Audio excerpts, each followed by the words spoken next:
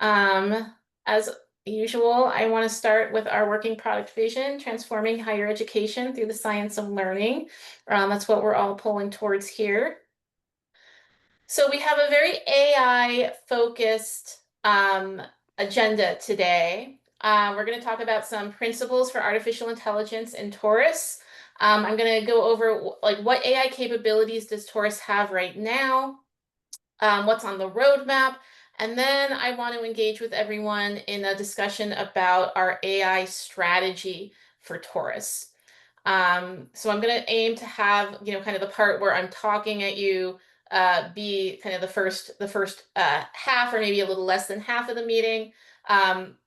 You are welcome to cut in if you have questions or if anything I'm saying is not clear. I know I'm going to be talking about stuff that might be, especially at the beginning, might be a little bit opaque. So if I'm getting into stuff that people like don't really know what I'm talking about, please jump in.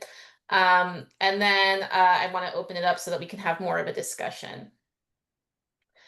And so I just want to remind folks that we do have a practice of doing feature demos in this meeting. And if people like that and want to keep it up, please make a suggestion in the chat of, really anything in Torus that you'd like to see a feature demo on. It can be something really small and quick.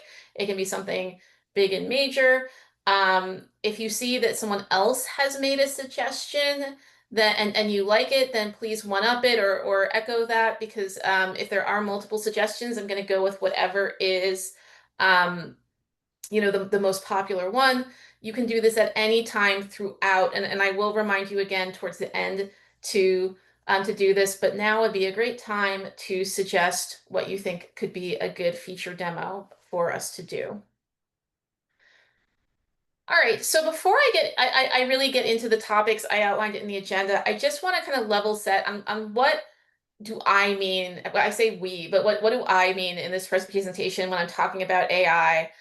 This is obviously kind of a big topic that means a lot of things to different people, so I just want to be clear about what I mean. And I'm talking about computing systems that are using modern techniques to accomplish human-like tasks. Some examples of that, we have generative AI. This part of the presentation is going to have images that I used making Midjourney, so it's generating images. We can also generate language, as with ChatGPT. Those are the types of features that we're going to see when I'm talking about what Torus does right now. There's other things that AI can do as well. It can make predictions. It can categorize things. It can do kind of game-like tasks.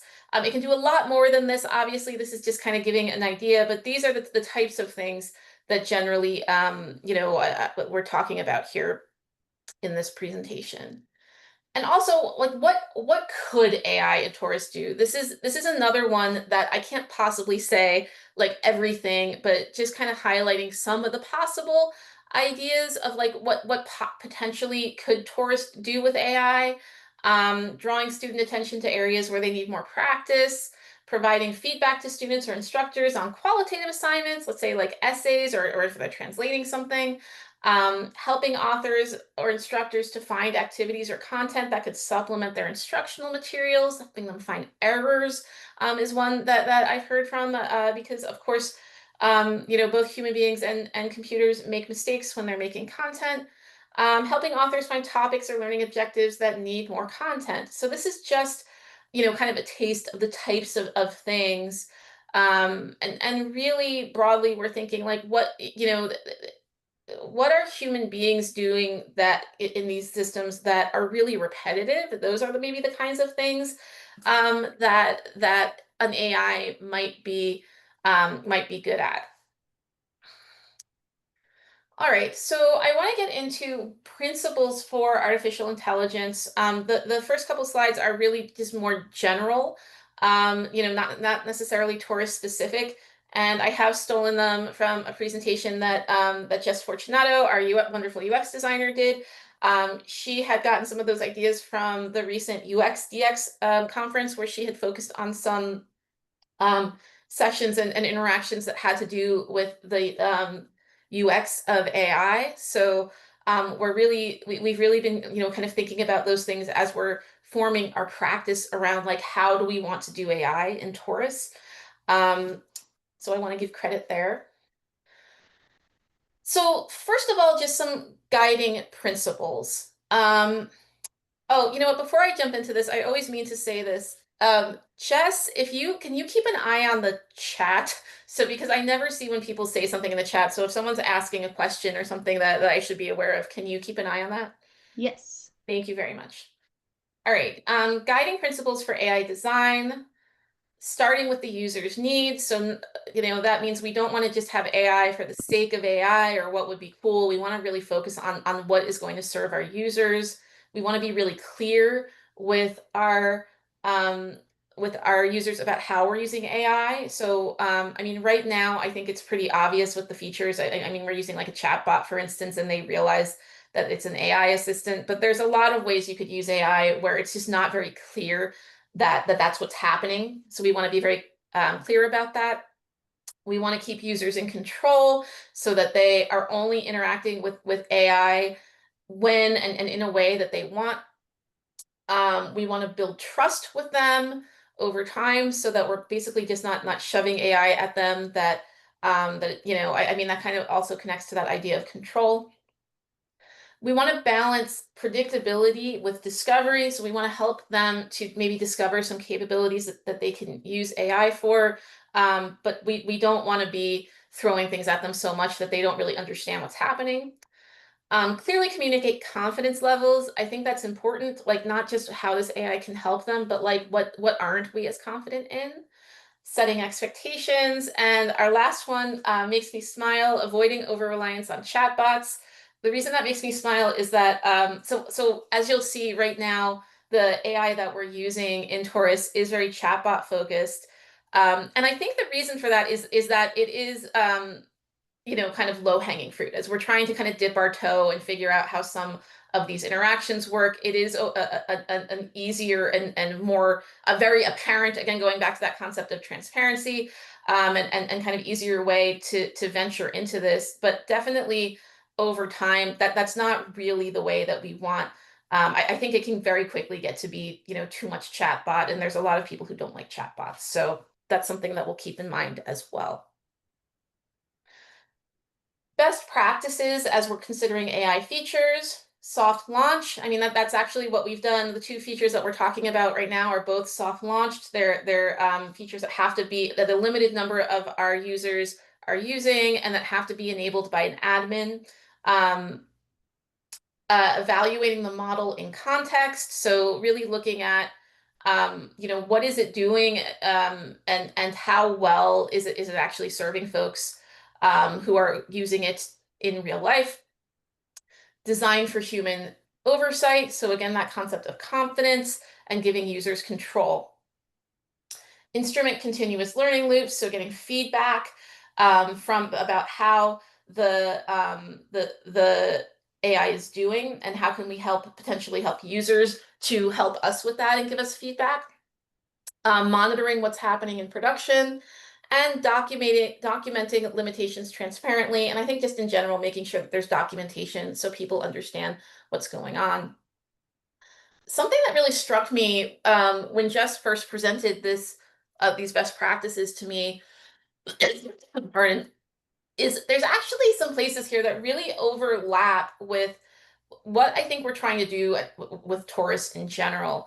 And of course, as we're talking about AI, this is Carnegie Mellon. There's kind of a natural overlap um, between what's going on in AI at Carnegie Mellon and us bringing that into Torus. But just in terms of our general learning engineering approach, having, constantly iterating, having feedback loops, having kind of a human involvement in saying like, how well are we doing and how do we do better? This is something that was put together with, completely independent of Torus.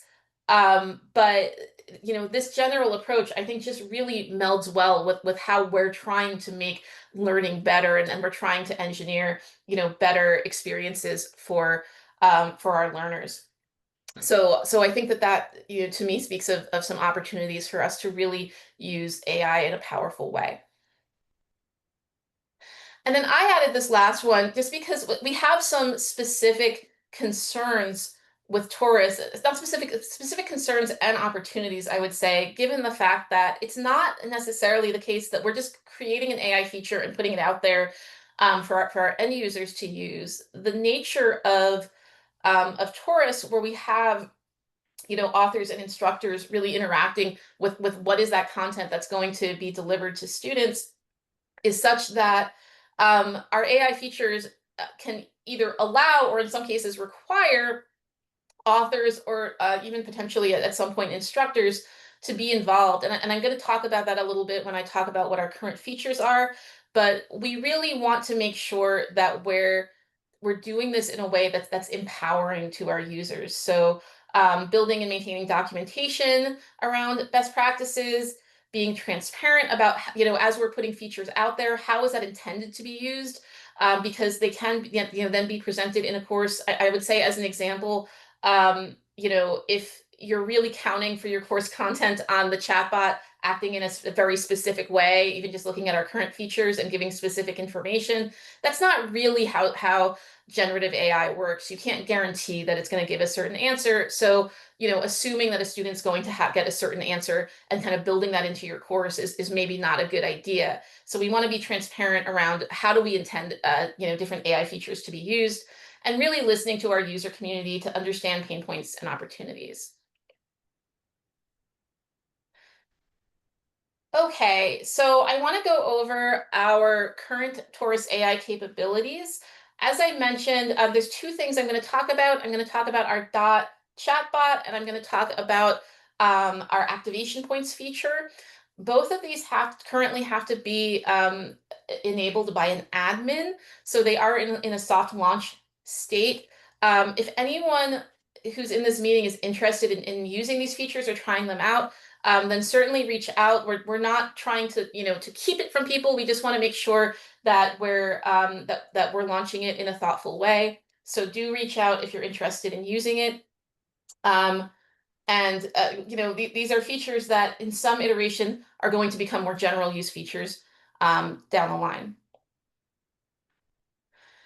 So starting with our chatbot, which is backed by ChatGPT, it was introduced in Torus version 28, which was released last July, so coming up on a year ago. It's a chatbot, so we can answer questions and provide support. It has specific information about course content, and we'll get a little bit more information about what that looks like. As a feature, it could, it is something through conversation with a chatbot. This could encourage students towards critical thinking or consolidation of concepts. So we are definitely experimenting with how, and looking also at other existing research on how could this be a learning tool. Right now, there's no way for students or instructors to turn off this feature for their own course section.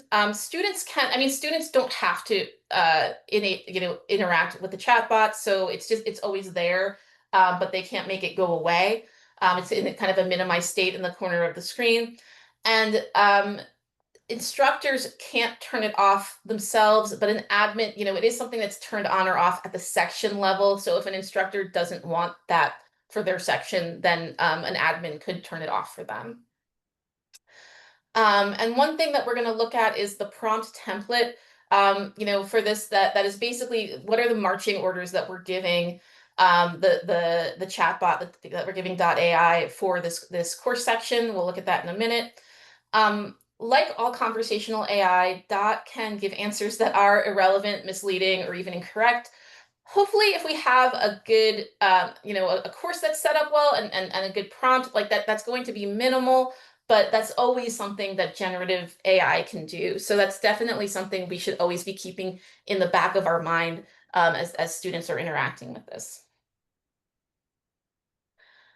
I just wanted to give you this screenshot of this is what it would look like in a course page. So you can see I've got my course content taking up most of the page. I have this chat bot, and if you look at this kind of magic orb icon, when it's in the minimized state, that orb is just all that the student will see, and it'll be in the bottom corner of the page. And then they can make it this larger chat bot. So what I'm showing right now is from this is an admin view of the instructor dashboard. So this section that's entitled AI Assistant, which is on the Manage page in the instructor interface, this entire section, an instructor will not see it. Only an admin will see it. But this is where they would go to turn on the AI Assistant, to turn on the activation points, which I'll talk about in a moment. There's a link there where they can browse student conversations. But the main thing I wanted to point out here is this prompt template. And if you look through this, it's basically like if you imagine that you were talking to, a human being who's going to kind of sit in the room and you're giving them, instructions on like what specifically do I want you to do. Um, that's kind of similar to what this prompt is. This is this is the information that you have access to. Here's what your goal is. This is what you're trying to do. So what you're looking at right now is the default prompt. And something that we can talk about is like what are changes to make to this prompt? Additions, changes, potentially even removing stuff if it was appropriate for you. Like what changes would you make to make this work best for your course? And one simple thing I can point out is if we go back to my screenshot, you'll see that the responses here that we're getting from .ai, like a unicorn in this context, blah, blah, blah, they're relatively short. If I just left the prompt this way, that wouldn't be the case. It would be actually probably I mean, if you've ever interacted with ChatGPT just out of the box, the responses can be pretty long. So one thing that I put in this prompt, because when I'm using this, I'm using it for testing or a demo or something, I want it to be really short. So I'll say something like, keep your response to 300 characters or less.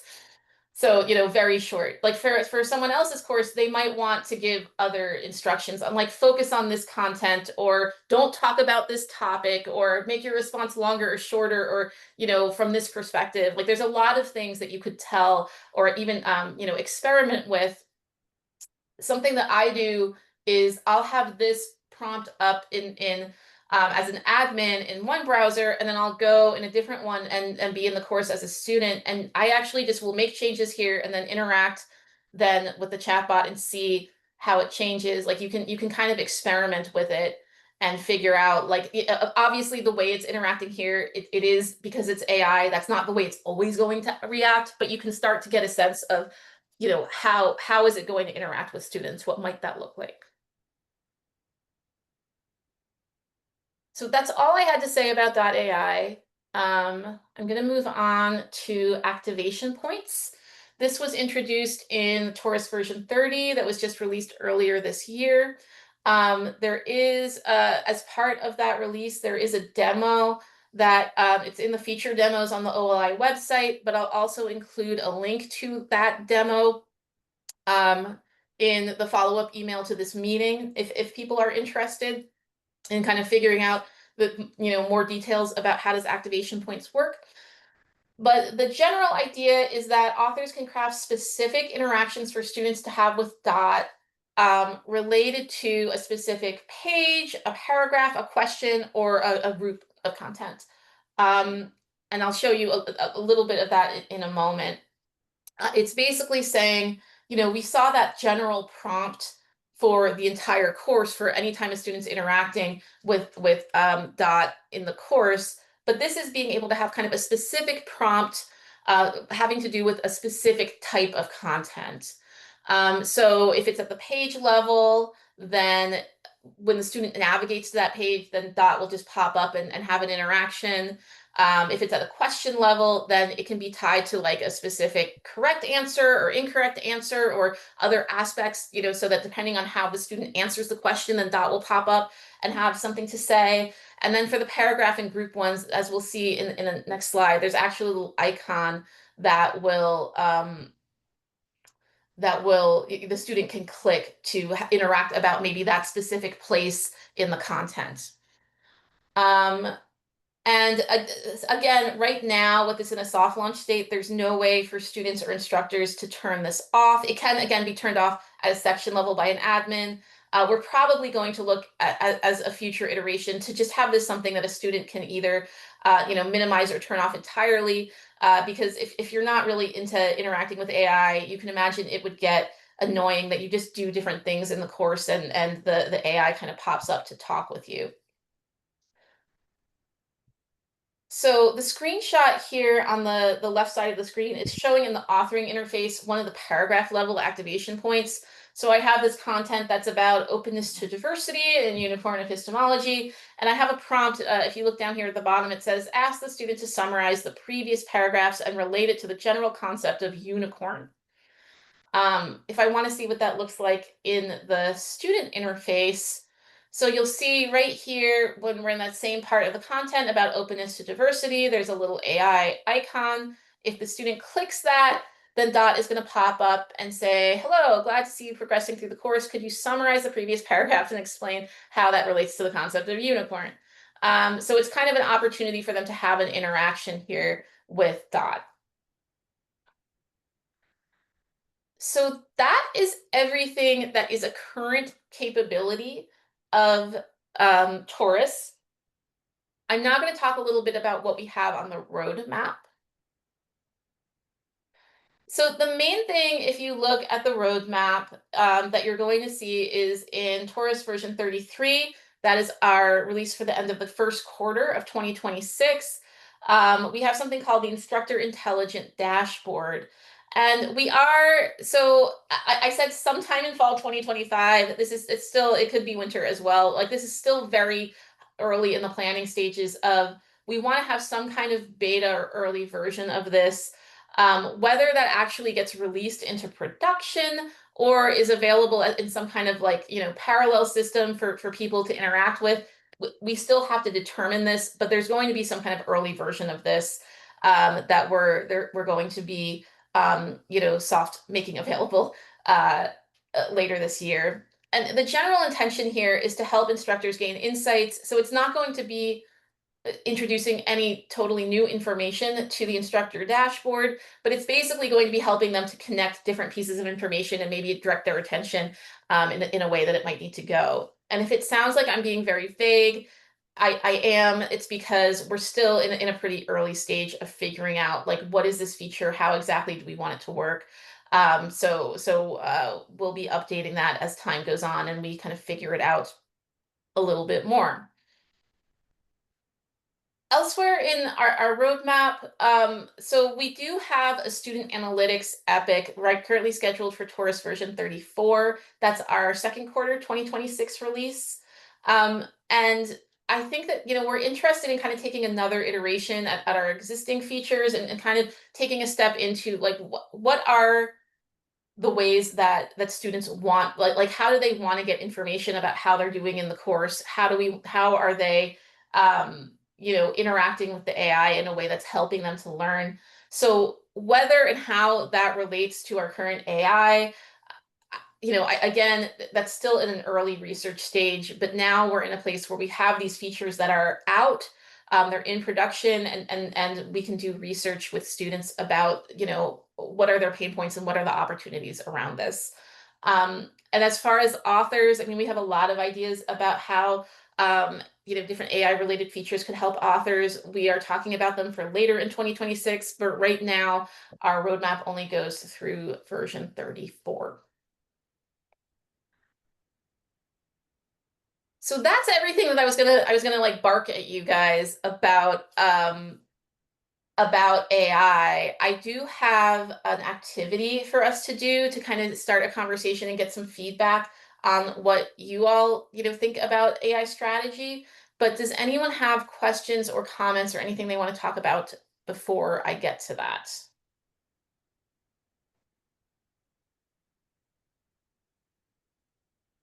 All right.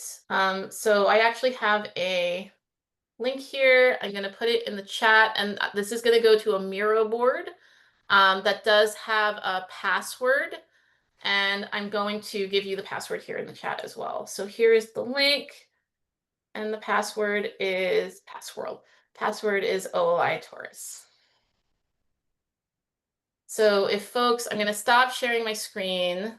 Well, I will share long enough for you guys to actually see what this is supposed to look like.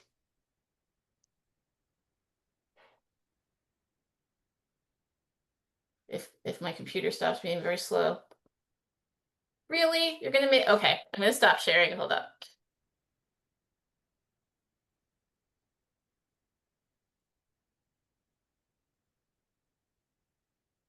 So I actually have to log in so that it knows that I am, but yeah. So what you should see, I'm just going to briefly share my screen again. Um, just so you can see what this is supposed to look like. It's going to look like this, Brainstorm Torus AI strategy, and you're going to see this. I'm going to talk for a minute about what this activity is before we get started, but if now everyone can kind of take a minute and make sure that they're looking at this and let us know if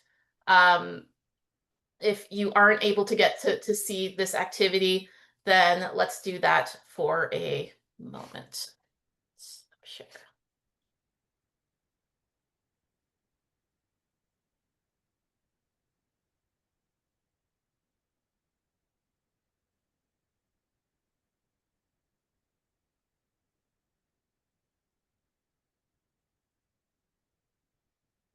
All right.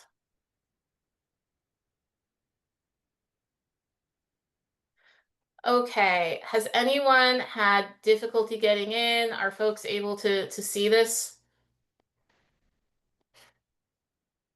See some thumbs up? Great. Okay, if you can't get to it or you have any difficulty, please say something, or if you put something in the chat, then Jess can maybe see that and let me know. Okay, so we're going to do this as as three parts. So the first part for 5 or maybe up to 10 minutes. Then we're going to, I guess I'll share my screen again while I'm explaining this. That might make things easier, especially if folks aren't used to using Miro. So for the first 5 to up to 10 minutes, I'm just going to ask you to put your ideas here. So any of these sticky stacks, if you roll over it, you can grab a sticky. You don't have to put the sticky of the color on, like the sticky colors don't matter. And then you can just kind of put your thoughts about any of these. Our 3 topics are people who could particularly benefit from or be harmed by AI and Taurus, features, what AI features could or should Torus focus on building, and thinking like it doesn't have to be something technical. It could just be like, what is something that maybe AI could do that could be cool? And then values, what values or principles should guide us as we build AI features for Torus? And I'm going to do this in private mode, where to start with, you guys really aren't going to be able to see what each other's stickies say, because I kind of want to get your ideas. So we'll do that for 5 or 10 minutes. Then we're going to do dot voting. So for another, up to 5 minutes or so, you can grab a dot, and I mean, I'll explain it again when we get there, but you're going to vote and on each other's ideas, and then we'll see like what are ideas that we can maybe talk about as a group. So some people are already starting, which is just great. I'm going to set a timer, and I'm going to remember to pick music. I'm going to pick Sunshine Jam, and I'm going to set a 5-minute timer, but we can take longer if people need it. So let's go. And if people have questions or they're not sure what to do, then feel free to say something in the chat or ask me.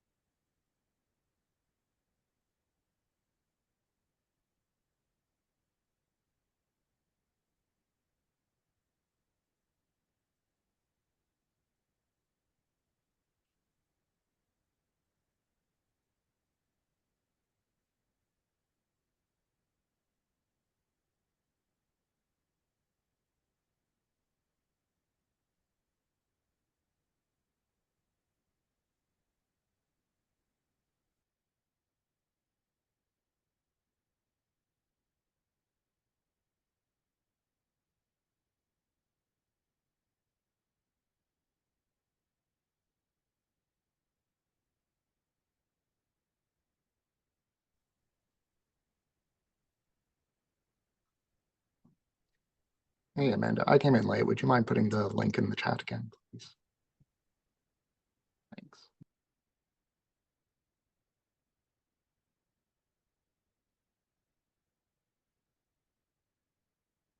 Yeah, and I'll give you the password too. Great, thank you.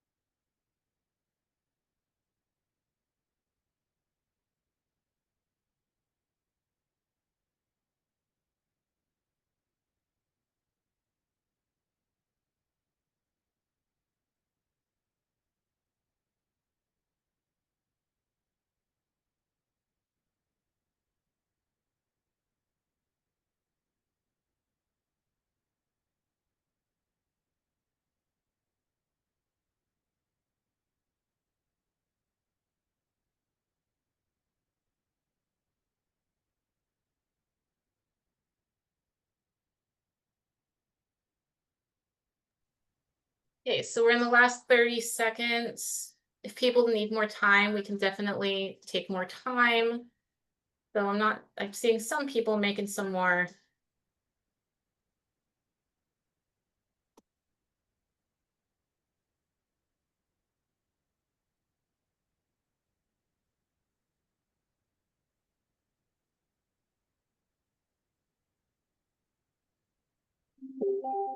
All right, that was 5 minutes. Does anyone want another minute or two? Okay. So I'm going to end private mode so you can all see. And some of you might have seen when I was sharing my screen, I did put some in here myself just to kind of seed some ideas. But I'm glad to see a lot of people have been putting in ideas as well. So we will get a mix. And I'm going to end off private mode. So the next thing, oh, ending it in 1 second. Okay. So cool. We have a really good mix, I think, of different ideas that people have put here. What I'm going to ask us to do next is some voting. So the way that this works, similar with the stickies, if you go over the dot, you can grab one. So, and if you drag a dot onto a post-it that you like, that someone else did, then you're kind of voting and saying, I think this is a cool idea. And the other thing that I would ask people to do in this period is if you see things that are similar, help us with some affinity diagramming. So if you see two post-its and they seem to be saying something kind of similar, then maybe drag them together so that any votes are kind of counted towards both. And then when we're done with this, we're going to take maybe another 5 minutes again. Then we'll pick some of the more popular ones and we can dig in and we can kind of talk about it a little bit more. Is that clear to everyone? Drag stuff together if you think it's similar. Use the dots to drag onto a post-it to vote for it, and we'll see what are the most popular ones so that we know we have time to talk about them. going to assume, I see some nodding. I'm going to assume if I'm not hearing from you that you understand perfectly. Okay, I'm gonna give us another 5 minutes again. This time I'm gonna pick Smooth Groove. I don't know what any of this music is like, so hopefully that's good. And let's do it.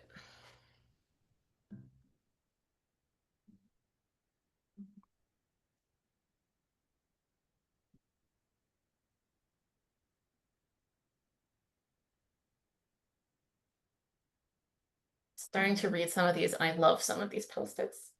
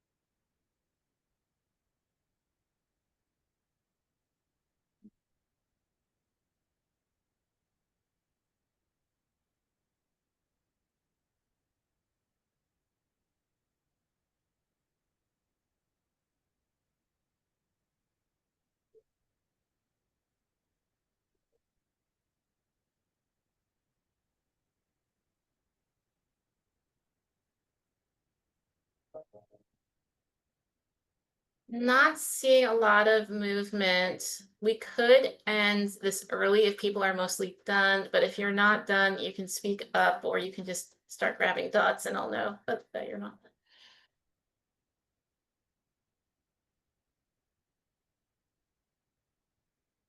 All right, I'm gonna stop it there. I think that people are mostly done. Thanks, folks. I mean, I love what we have here. I'm really glad that we got people participating. It seems like this is a topic that people, have opinions about. So looking at this, is there something that is jumping out at anyone? Does anyone want to kind of jump in and start the conversation of what does it look like is really like hot button topics here for people?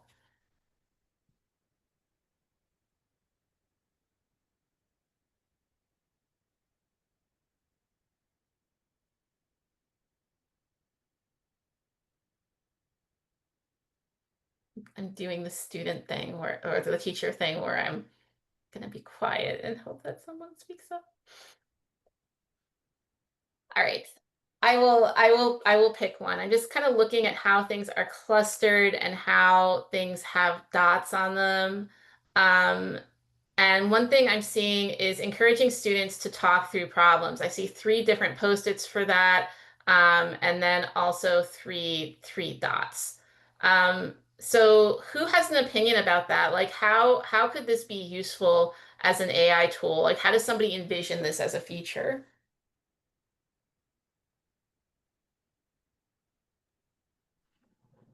And I think about like some of the pedagogical agents research, I kind of think of that guide on the side and how it is that, can be there to help with motivation, how it can, be there to just provide pointers, especially one area where the students sometimes lack is around self-regulation, metacognition, providing some of those tips around study behaviors or time management and things like that. Yeah, I think there are just a lot of areas where they can be the AI can be a good facilitator.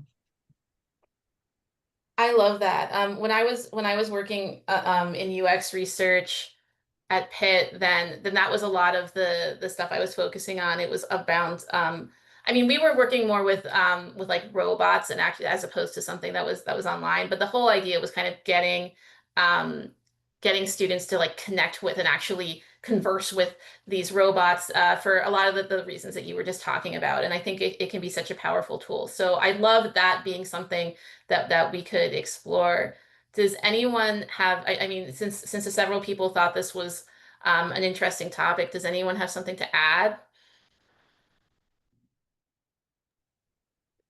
I love the concept of somebody put in coaches. And so often we hear of AI as being an assistant, but a Hmm. coach, just as Mark said, it has that, it feels like a different type of interaction and having that encouragement.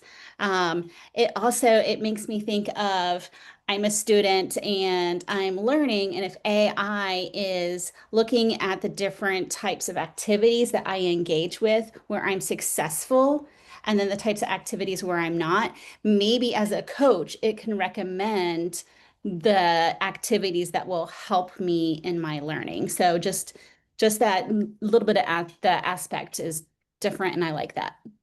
I love the idea of like just kind of playing around with different roles, and that's something I'm interested too. Even, so a coach is still kind of a higher power role, right? Like what if there's a lot of research around putting the AI in like a lower power position of saying, "Hey, I don't get this. Could you explain this to me?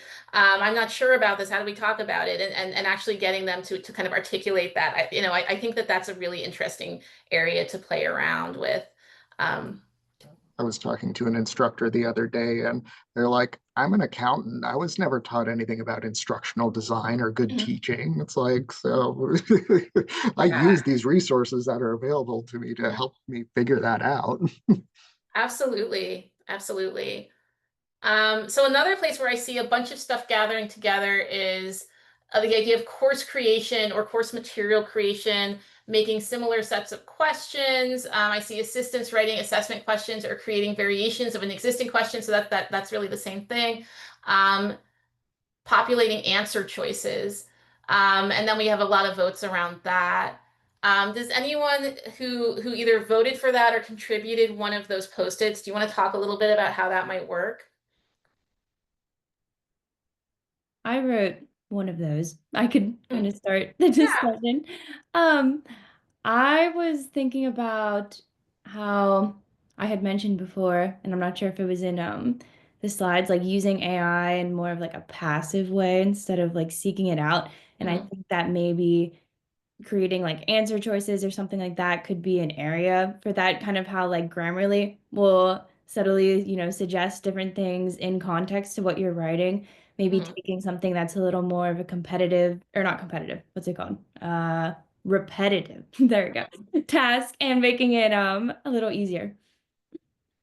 Absolutely. Yeah, and I mean that's something that as you were even pointing out with Grammarly, there's already technologies out there that do that we could potentially explore. Very cool. Anyone else have anything to add on that topic? Yeah, I mean, with the course creation, it's like I want to create my own stuff. I mean, I'm using Torus because of its great authoring capabilities and things that I can do with it. But in some ways, it's like because of how much there is, just having it generate like a, you know, a straw person version of my course to just help with the organization of it. So to kind of build that framework that I can build off from, I think there could be a lot of power in it, not doing it all for me, but at least giving me something to start with.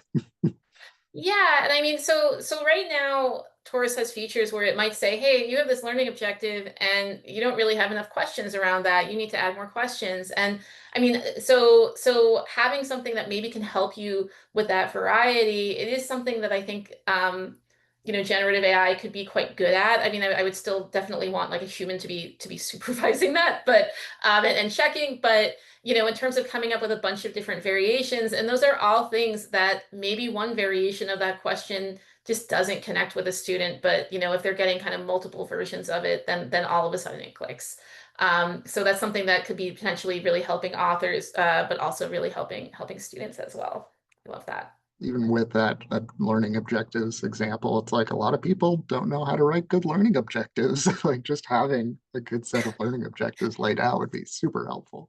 It's funny that you say that because whenever I do one of these demo courses, I think the main person, so I think people on the learning engineering team have said this to me, but I think also Kim Larson has, where she's like, so the demo learning objective you have is like a really bad learning, and I'm not like a learning science person, so I don't know. So yeah, like having these things where it's just like, hey, I see you've got a learning objective here, but maybe you can improve it this way, or that sort of thing. I think those are things that AI could be really great at.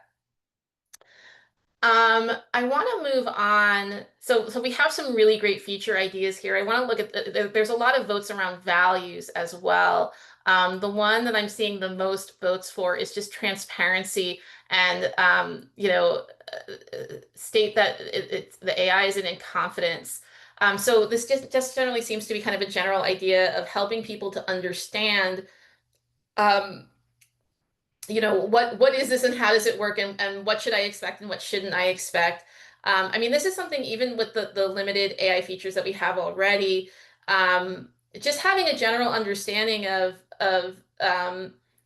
how this works, and what should you believe what the AI says, and when shouldn't you believe it, and like having an understanding that just because maybe you as an author are playing with it and it says this, it might say something totally different to a student.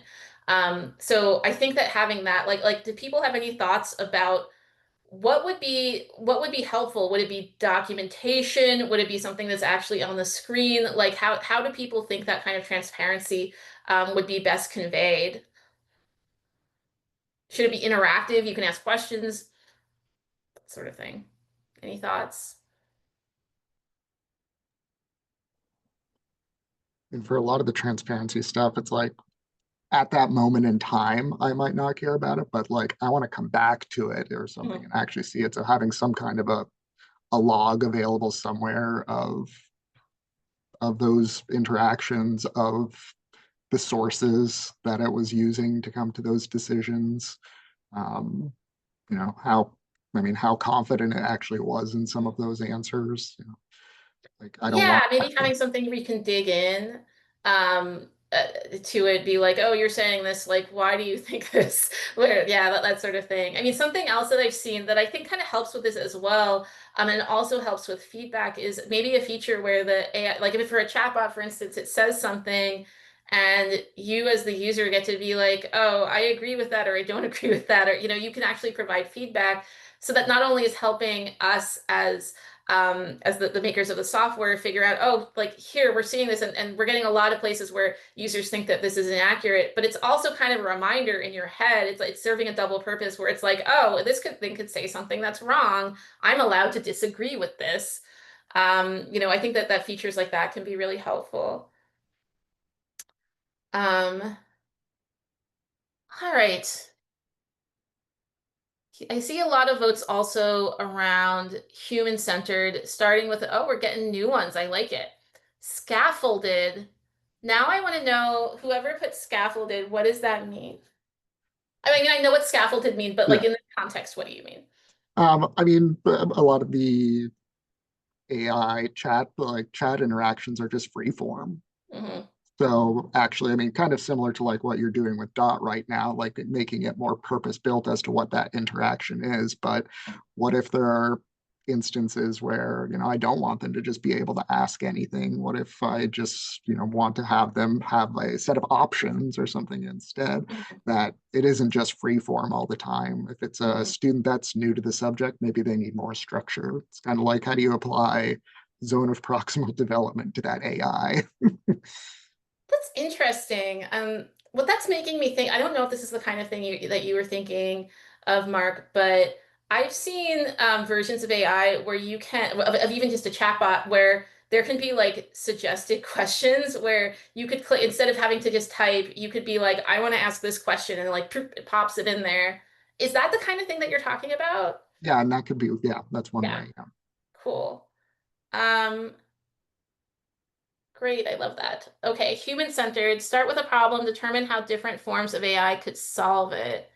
Um, I would love if the person who put that, like what different forms of AI were you thinking about? I want to hear more. Uh-oh.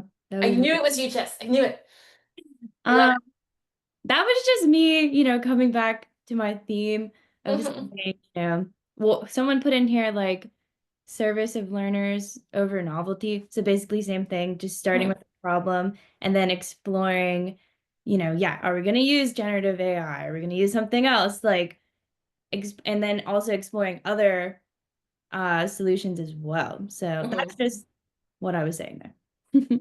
Yeah, I agree. I mean, the idea of us having some AI powered solution when like a very simple solution might do that does not strike me as a very good usage of our resources or of our users' time. And then, I mean, we're coming into the last couple of minutes, but I want to go back to people. And the one, I mean, I definitely want to highlight, we have some potential harm areas, and that's something we really need to pay attention to as well. Harm, anyone who overly relies on AI in the system. I mean, I feel that with like AI everywhere. Like, I don't know about you guys, but all the things that like the cars do now, it makes me nervous that I just like now I don't know how to drive anymore. So, definitely something we need to think about. Like, is AI doing things that we really, as educators, should kind of be helping maybe our students struggle through, or that sort of thing. I'm seeing images created by AI are known not to be inclusive. That's definitely true. Definitely something that we see, and if we ever bring in any kind of generative imaging software, that like we would have to be, very careful around that. I mean, that can happen with language too. We can have very biased language that's generated. So not just with images. And how will AI impact marginalized students? I actually was the one who put that there, and somebody voted for me, so I'm glad to see that. Um, so definitely things to think about. And then the one that got the most votes over here is students who need help determining where they should study and spend time reviewing. That's definitely a big one. And as we're looking into our student analytics epic that we're gearing up to research, I mean, that's really the big question is, how are we helping students, know what's going on, what state are they in, and then where are their resources best spent? I think there's a lot of things we can do, both in terms of just regular old design and features, but also potentially exploiting some AI features to maybe help with that. Okay, we get just a couple minutes left. Does anyone have questions, comments, concerns before I call an end to the meeting? So when will you have all this built? I mean, a couple months, right? Right? Like how long do we need to build anything? So I think that at this point, other than kind of tweaks to our existing AI, we're not, and I was talking about potentially a beta that's going to be coming out for our intelligent dashboard for instructors. That's all going to be this year. I think next year and early next year is when we're going to start seeing more, potential AI-driven features. Um, so next month's meeting is going to get canceled because it falls on July 4th. But because our release date for Torus version 31 is later in July, it's July 28th, then in place of the meeting, we'll be sending out a demo, an Independence Day demo of Torus version 31, so you can see what's coming. And then we'll pick up a meeting again in August. If you haven't voted for a feature demo, do it right now. And we can do it in August. And other than that, it was wonderful to see everybody. Thank you. Thanks, everybody. Thanks, Amanda.